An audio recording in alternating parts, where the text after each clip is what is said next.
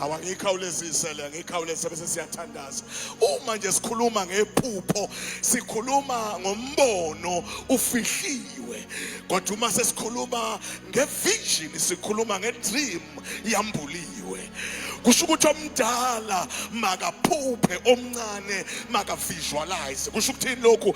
Kusho ukuthi omncane makathathe iphupho komdala malifika kuye libe yivision, kodwa le vision i-dream kulomdala, kodwa komncane yivision. Ngoba kufuneka omncane noma visualizer amkhalele omdala, ngoba omdala uyayiqonda lento esibiza ngokuthi i-dream omncane bese khulekelwa ngomdala. Ngoba bonke abantu abakhona eBhayibhelini abaphumelela bayithatha izinto kwabadreamayo bazoyivisualize kwi-age yabo. Ngizothi eThekwini siyabadinga abantu abangezukureject abadala, abazoyothatha izinto zi-dream komdala bayivisualize bona kwi-age yabo.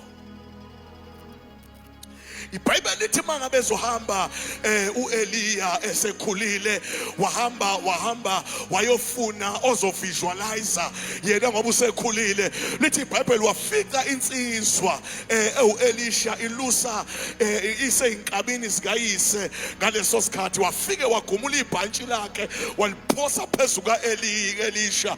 Lithi iBhayibheli uElisha wahamba wayovalelisa mfoka mncanceni, wathi sengilandela indoda ngoba uma ngabe izinto zakho ayibasekhona kodwa abazalwane.